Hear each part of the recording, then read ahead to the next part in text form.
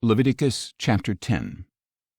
Now Aaron's sons Nadab and Abihu took their censers, put fire in them, and added incense, and offered unauthorized fire before the Lord, contrary to his command.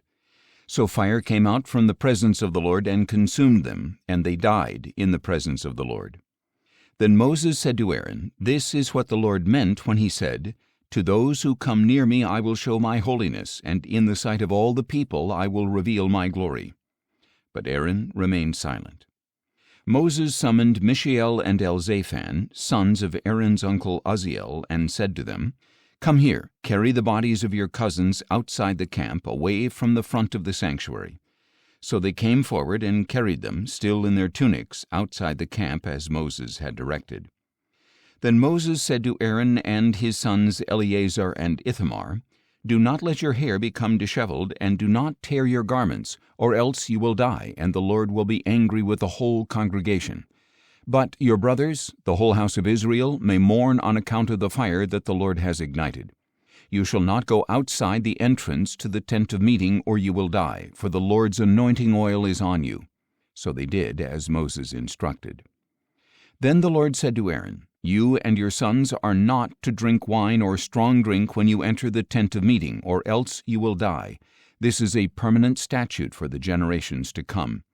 You must distinguish between the holy and the common, between the clean and the unclean, so that you may teach the Israelites all the statutes that the Lord has given them through Moses."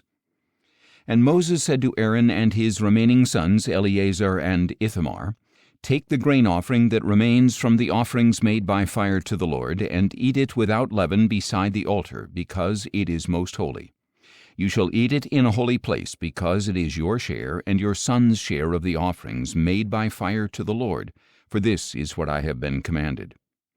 And you and your sons and daughters may eat the breast of the wave offering and the thigh of the contribution in a ceremonially clean place, because these portions have been assigned to you and your children from the peace offerings of the sons of Israel.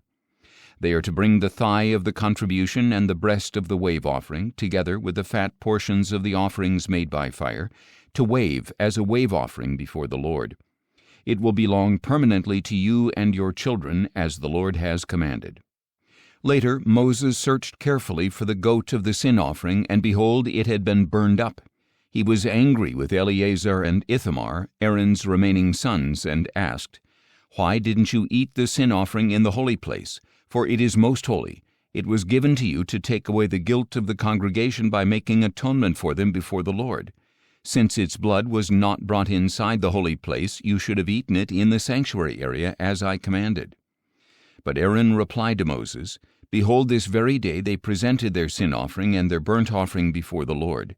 Since these things have happened to me, if I had eaten the sin offering today, would it have been acceptable in the sight of the Lord?" And when Moses heard this explanation, he was satisfied.